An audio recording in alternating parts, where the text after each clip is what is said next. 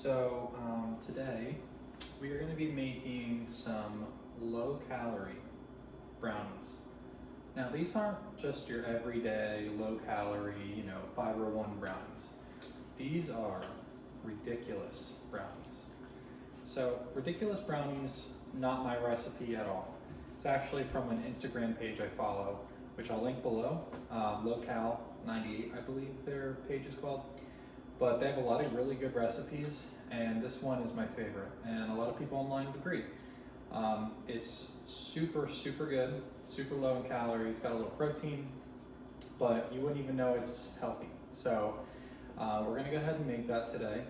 And I make these like my lettuce sandwiches. I make them about every day, at least a couple times a week if it's not every day.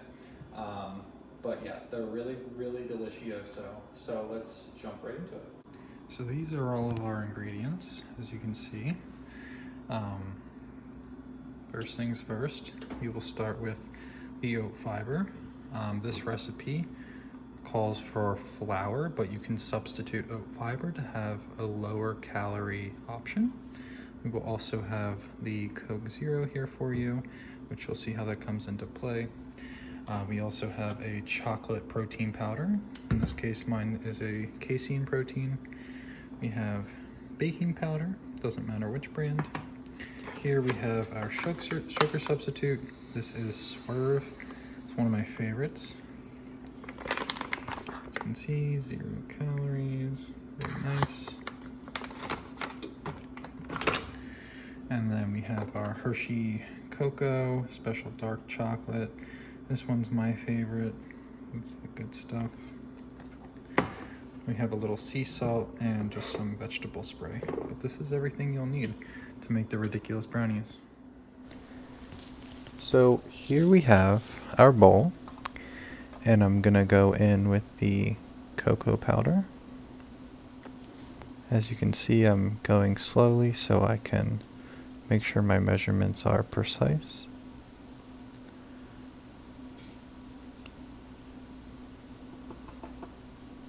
And if you go a little over, that's okay. You can always take it out. Make sure it's all off the spoon. That way I'm not adding any extra into the recipe.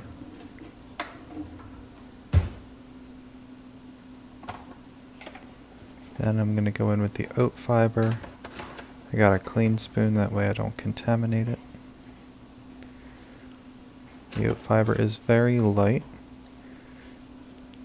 Similar to regular flour, but it's a little bit lighter. And you only need a little bit of this stuff, so don't go too crazy. If you want a little bit more of a dense brownie, you can add a little bit more oat fiber, but I like my brownies fudgier, so I went a little lighter.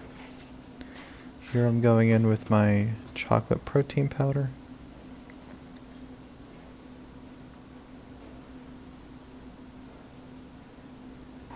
This is the only ingredient in this recipe with any nutrients.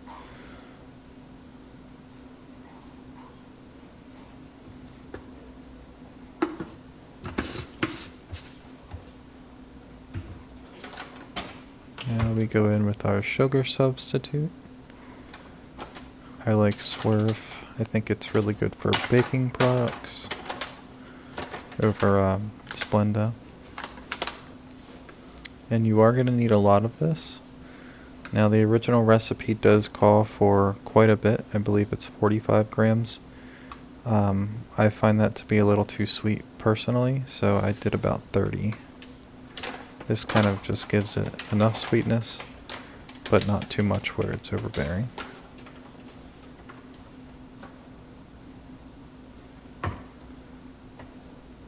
Zero my scale. And then we're going to go in with the baking powder. I just kind of eyeball this, just a little bit.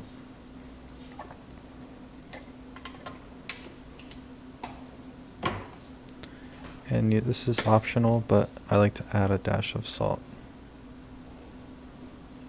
Just kind of brings out the chocolatiness. Then I'm going to whisk everything up here. I do like to measure all my dry ingredients first, that way I can mix them and incorporate them before adding my wet ingredients.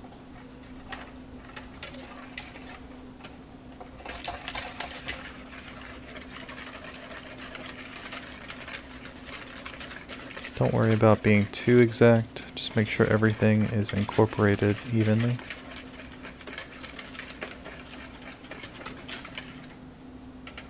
And that looks about perfect.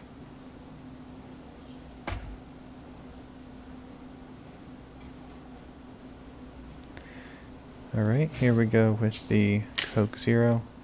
You can really use any diet soda. Coke Zero is my personal preference, and of course, you know, I do have to take a sip.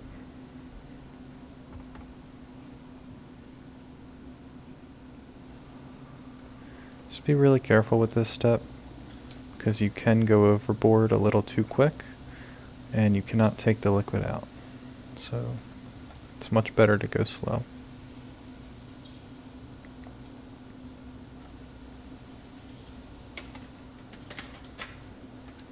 As you can see, I went a little bit over, but not too much. It's not a big deal. Now I'm going to whisk that up until it's all a batter. Just be careful. If you whisk a little too hard, you might spill. You also might get a little dusting of oat fiber or the cocoa powder. Because it's so light, it kind of just blows everywhere. You just want to make sure you're getting everything, all the sides, underneath.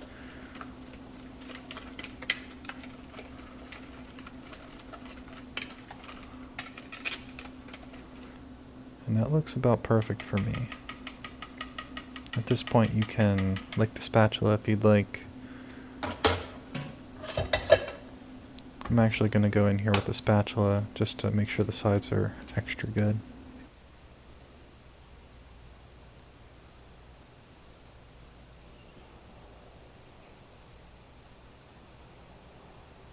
And that looks about good. Here we go with our baking pan. Just a light coating. Don't go too heavy with the vegetable oil. I like to take a paper towel and just kind of spread it out evenly.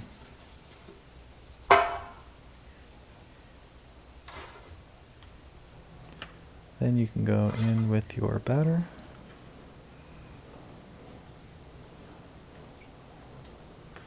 Just pour it down nicely.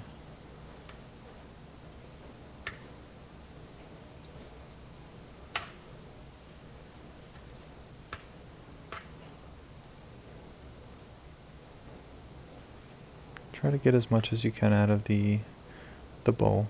You don't want to waste anything.